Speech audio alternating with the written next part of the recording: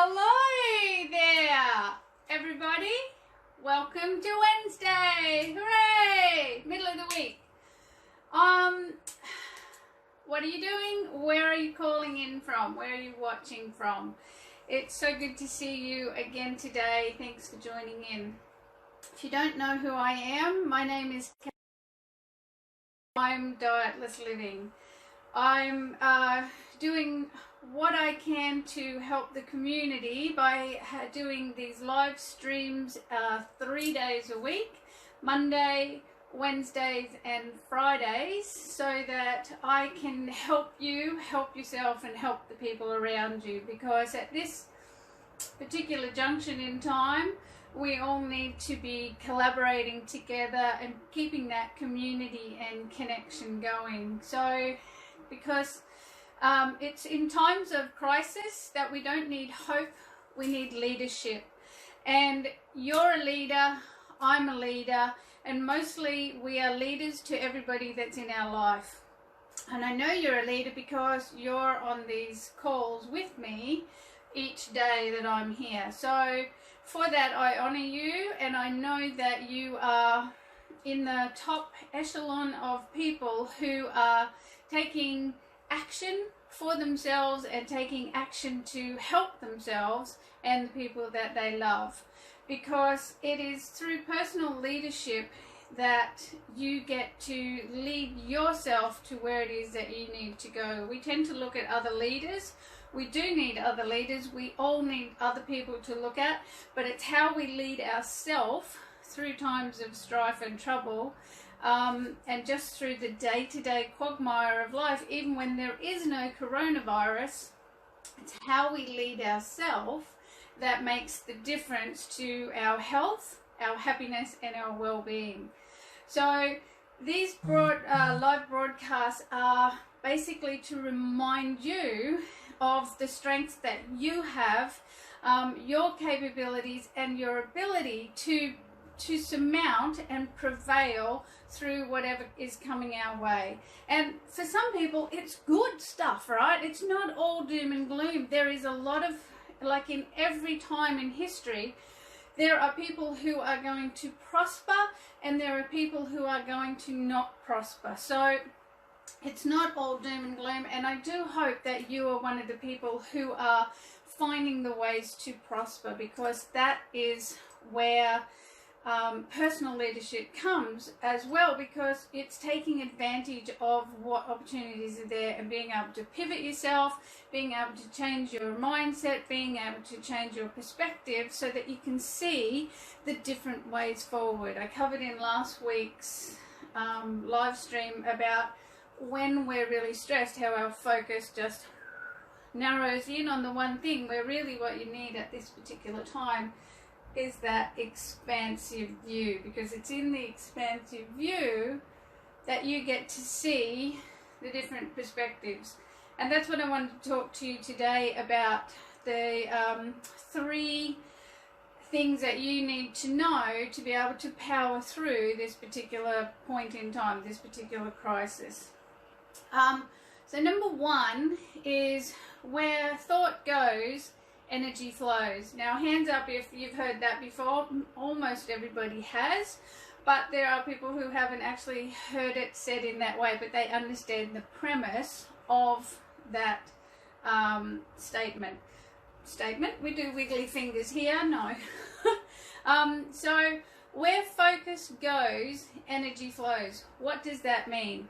Well, it used to be considered possibly something that was a bit more intangible way of thinking about how your mind works, but it's actually a part of your brain called the reticular activation system, or your the RAS for short. Now what you're thinking about in your mind is what your brain starts to look for. So the simple examples that are usually given is, if you start thinking about wanting to buy a brand new red 4-wheel drive, I don't know, whatever brand, Toyota, then once you start thinking about that, you do start to see them everywhere, because it's in your mind you're thinking about it. So the reticular activation system is our friend if what we're looking for is really good, wonderful things. Let me see. I changed my mind. I'm a woman, I'm allowed. So let's say I'm really good at drawing, and this is my best drawing of a book. So let's say you've lost your book at home and you've got a library full of books, and the book that you've lost, in your mind you're thinking is an orange book, that the cover is predominantly orange, the spine is orange, and so in your mind your RAS says, I'm going to go looking for that book. And so it goes through all the shelves of your library looking for an orange, something orange. It's just looking for orange. It's not looking for the title. Let's say the title's Moby Dick. Wouldn't be an orange book, but let's say it won't be looking for the title Moby Dick. It will just be looking for orange, because in your mind you've got a picture of an orange book. Now, if Moby Dick is a blue book, which it's more than likely to be, being a ocean-going book, your RAS cannot see that book. You may actually look directly at the book and see the title, Moby Dick, but because your brain is just focused on orange, it's not going to see it. Now, the reason that this is relevant to what we're talking about, which is where your thoughts go, energy flows, in this particular time, if your attention is focused on the things that aren't going well, focused on what's coming in at you from every news source. I went into a supermarket yesterday down on the Gold Coast. I had to go down to for an appointment. Don't send the police. And in the Robina supermarket, they've just got a big TV with live stream updates from the Prime Minister and stuff. It's quite alarming. It's almost like a, I don't know, I don't want to say, but if your focus is on all of these things coming in, then that's where your energy is flowing out to, all of these things that you actually probably don't have control of.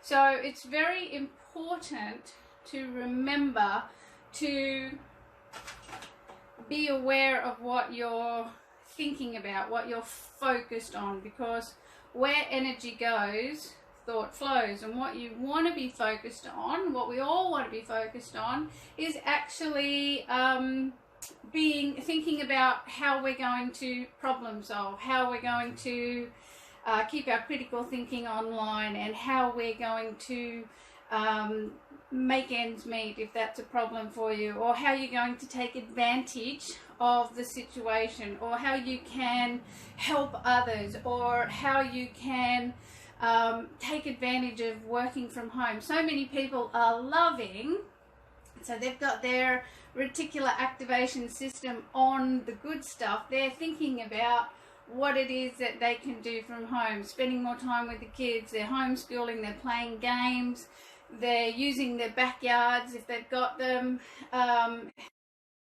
getting good feedback from their kids. I've spoken to 4 people who have said their children have actually said, wow, isn't it nice to spend time with you, mum and or dad, that because you're not so running out the door going to work, you know, they're home, they're spending time, they're doing their work, and they're actually functioning as a family unit. So those people have got their focus and their energies flowing to that. So they're focused on their family, they're focused on the family unit and enjoying that time, and they're getting their energies going there, and they're getting that feedback.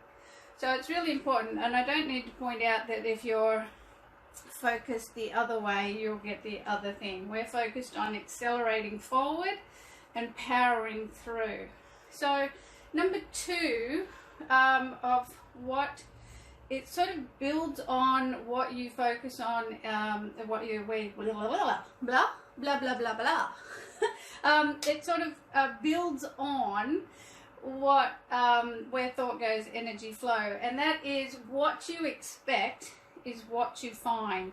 And we all need to be checking in with what it is that we're whispering to ourselves, because we are always having a little chat to ourselves about what's happening, even if we feel that we have got really good attention to what is happening and being in the present moment. There is always that tiny little background voice that's whispering in the background. So we might be all up front going, yay, it's going to be fine, it's going to be fine, life is good, we're on the ball, it's all going to turn out well. But there's this little, just sort of sits here behind your ears, it's in the back of your mind, and it's kind of going, oh, but I'm not really expecting it to. And it's got a, it's our fear, it's our natural innate fear that we have about when we're in these kind of situations. So what you find in life is what you look for, and what you find, you then look for more of it. And when you start to find certain evidence of things, then you start to have an expectation of what will happen next, and whatever you expect is generally what you get. Now, I don't think anyone expected coronavirus, but it is true at a personal level. What we expect is generally what we find.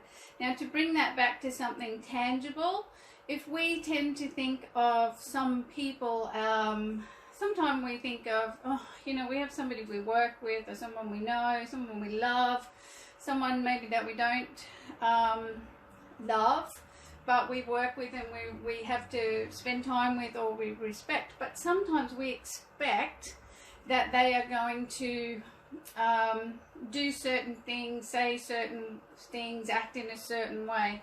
We expect them to trip up in some way. And whenever that person's around us, they tend to not disappoint us on that expectation. Who is it that you do well around is the people that expect you to do really well. And who is it that you trip up around are the people that are expecting you to trip up. So when we've got to check with this little voice that's whispering in the background behind everything else that we think we're focused on and thinking and feeling, because there is a general expectation, and you can tell what that is because that expectation has a feeling, and it literally feels like it goes down here and spreads right through your tummy and into your chest. Some people have it as a little pit down here in the corner. Some people have it as a sort of a high revving feeling up here. Some people have it as just a blanket all over feeling, but they don't really understand what it is because they're feeling so positive, but it is the background expectation. So it's actually based around the words that we use to talk to ourselves and to others. So that's why you've got to be really careful and listen in to what it is that you're whispering to yourself at the moment, because in all likelihood it's whispering things along the lines of not feeling safe, not feeling protected, because these are primal instincts that we need to feel, and not a lot of people are feeling that when they look at the news or talk to people. And when we get that feeling, that's when we start to do some really strange behaviors. And with Dietless Living, what I'm all about is helping you to understand the behaviors that you might be doing at the moment, which are not helpful ones for you. So I predict that possibly people's health may improve in many levels while we go through this, but there's going to be also a lot of room for people's health and body sizes to disintegrate in the way that you get bigger, because there's a lot of emotional eating happening at the moment. We're home, we get tense, we get stressed, or we just have a lot going on. And I used to do it all the time. I'd ping off from my computer, my body goes, can't do it, and pushes away from my computer, and then I find myself in the kitchen at the fridge, with the phone. No, in the kitchen at the fridge or in the pantry looking for a snack, making another cup of tea. I used to be the 50 cup of tea girl a day. Cup of tea a day girl? One of those. So what happens is you need to be aware of what it is that you're expecting to happen, and then get a handle on that expectation. You've got to actually sometimes grab that expectation, give it a bit of a mold like it's a piece of pottery, and turn it around so that you are starting to expect something good. Now, your expectation may not be able to go out into the future and go, oh my God, it's going to be all rosy. That's a bit of a leap, but we can expect for things to go good today, and this is all it takes, right, for your brain to get on board with you and work with you. I expect things to go good today. I expect good things to happen. I expect to have a good night's sleep tonight. I expect to be really productive tomorrow. I expect to have good interactions with the people in my home and my family. I expect to wake up in the morning and feel pretty refreshed and happy. These are the small expectations that appease our body, because our nervous system is a living, breathing thing, because it's part of us, obviously, but you know, it's got its own feelers out in the world, so it's looking to you for what your expectations are, and it's feeding it back to you as a bigger expectation. Does that make sense at all? It probably sounds a bit weird, but that's how it happens inside your body. But having the little nice easy expectations is the way to power forward and come out the other side of this in a strong position. Now, the third point that I wanted to talk about is one from the delightful Eckhart Tolle. Hands up if you know Eckhart Tolle. I really like him. I've never read The Power of Now, but I have read A New Earth, which I've read 50 times. Well, I've listened to it 50 times. I like it on audio book. Now, it is a fabulous, fabulous book, and I'm just going to share with you one little piece from that. He talks about we have, in any situation, 3 options. The first one is that we can change the situation. So if you feel you have something happening in your life that you can exert some kind of influence over, you should do that to make a change. Now, if you can't change it, then leave it. So number 2 is to leave it. So if you find that you can't exert any influence over it, and it's something that is bothering you really bad, then you should leave the situation. And number 3 is accept it. If you cannot change it, if you cannot leave it, then we have to accept it. All else is madness. Now, what he's saying there is coronavirus. We can't change it, we can't leave it, we just have to accept it. All the knock-on effects of it, we can't change it, we can't leave it, there's nowhere to go that it's not happening, and our only option is to accept it.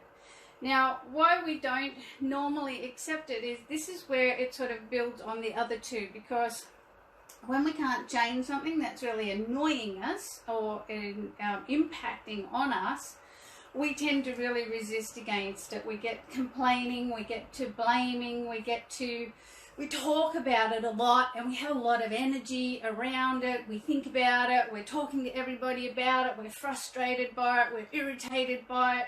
We're just not in a happy space about it because we can't change it. We can't leave it, but we're not able to bring ourselves to accept it.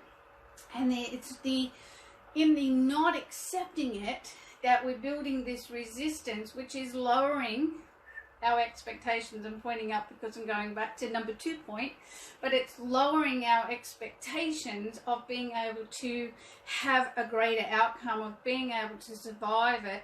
And it's changing, going back to point number 1, it's changing what you're focused on. So you're focused on what it is that you can't change and what you can't control. And what Eckhart is actually explaining to you to do is that it's the acceptance of that which you cannot change and that which you cannot leave and that you do not like, is being able to accept that you can change your expectation to be a positive expectation. You can then pivot and turn your focus to be things that towards things that are helpful and going to work for you. And really it's about appeasing what we feel inside, because to be able to feel any control or acceptance about what's happening outside of us, we actually have to be able to accept, and I don't want to say control our inner world. We need to be able to accept and deconstruct our emotional state so that we can then keep that expectation and focus going in good places. Now, our greatest source of pain is really our emotional states. It's how we feel about everything that is so upsetting. It's how we feel about restriction. It's how we feel about what's happening outside of our control. It's really how we feel about not being in control of something that is very upsetting to us, because we like to have that freedom to do as we please. For the majority of us, we've been raised that way. Now, we're really afraid of our emotional states, because our emotions come, right? They rise up and we start to feel them about here, and then it goes into our hands and we make fists and we don't know what to do with it, and we don't want to let it really peak and come out because we feel that it's going to be too much. It's going to be tears, we'll never stop crying, or it's going to be an anger that's going to hurt ourselves or others, or we just aren't comfortable with our emotional states. But the really nice thing about emotional states is they're like a wave. I think I talked about this the other day. They will peak. They will get to a peak at the top and then they will drop back down. So instead of what we do when we feel an emotional state is we sort of cut it off about here and we try and push it back down, because we're afraid to let it peak because we think it's just going to do that and instead of that. And we really for the ability to be able to accept what's happening, it's to be able to accept what's happening inside your own body, which is your emotional state. And if you can get a handle on your emotional state and feel comfortable that it will rise and peak, and there'll be another one, and there'll be another one, and there'll be another one, and there'll be another one, and there'll be another one. But if you get really good at allowing your emotional states to flow, then you can move beyond whatever it is that's happening inside your body, and you don't get distracted by that inner tension, and then you're accepting yourself and what you're feeling, which is allowing you to accept more easily what is happening around you that you are not able to change or to leave. I hope that makes sense to you. In my head sometimes I explain these things, I go, I wonder if that makes as much sense to you as I hoped it would. So the thing is too, with the where your focus your thought goes and your energy flows, is to be looking at the things that you can do instead of looking at the things that we can't do. Because at the minute, the things we can't do is this, you know, big cupboard of many things. But all equally said, over here is still a bazillion things that we can do. So it's to look at what we can do and to feel good about what we can still do. And what we can still do is actually probably more than what we can't do, because we're now able to do things that we weren't able to do before because we were all at work, or we were all feeling the pressure to go to social situations when really all we wanted to do was stay at home and like de-escalate ourselves and feel calm and relaxed. So we're now able to do these things with ease and with permission. So it's very important to look at what it is that you still can do and find enjoyment with that. So I always say, don't do things to feel good, but feel good about the things that you do. That is the key to acceptance. To like what you do, to look at what you still can do, what is still in your control, to find the pockets of happiness. If you looked at my live I did on Monday and I talked about all the little pockets of happiness, find little pockets of happiness in your day. All of these things and the many things I'm going to share with you over the live broadcast to come are all to help you understand and manage or de-escalate your emotional state, so that you can deconstruct and de-escalate some of the unhelpful health habits that you're having at the moment. Maybe you might not be. You might be one of these people that actually has accelerated your health habits and you've taken it to the next level. We're going to talk about that on another live as well. So it's just about those 3 points, which I'll go over again because I feel I've given you waffle. Where thought goes, energy flows. So keep your focus and thoughts on what it is that you want, not what you don't want. What you expect is what you get, generally speaking. So keep your expectations about that you will be triumphant, that you will get whatever you need, that you will be happy, that you will prosper, that you will have joy, that you will have love, that you will have peace, that you will have the life that you want. And you have the 3 choices. Change it if you can, leave it if you can't, and accept it if you can't do either. Change it or leave it. Now I know that you are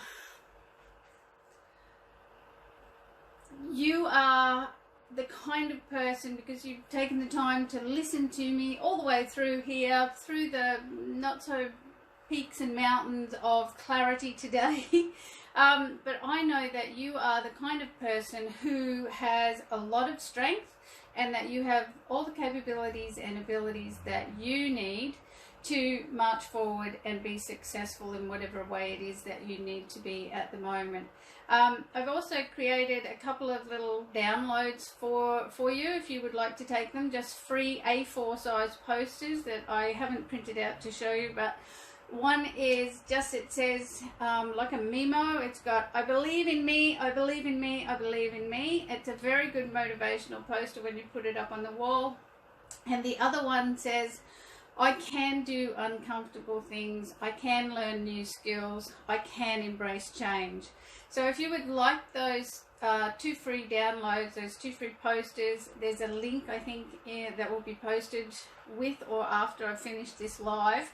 Just click on that and grab them and take them and stick them up somewhere great. Put them in your office space or in your kitchen or in the kids' room, in the toilet, in the bathroom, somewhere where you will see them and be reminded that you have the wherewithal to be a leader, you have the wherewithal to be successful, and you have the wherewithal to have as much happiness as you would like to have. I will leave it there today. I am back at 4:30. I'm going to cover these same 3 topics, but a continued conversation. So I will see you this afternoon at 4:30. Thank you for watching. Bye for now.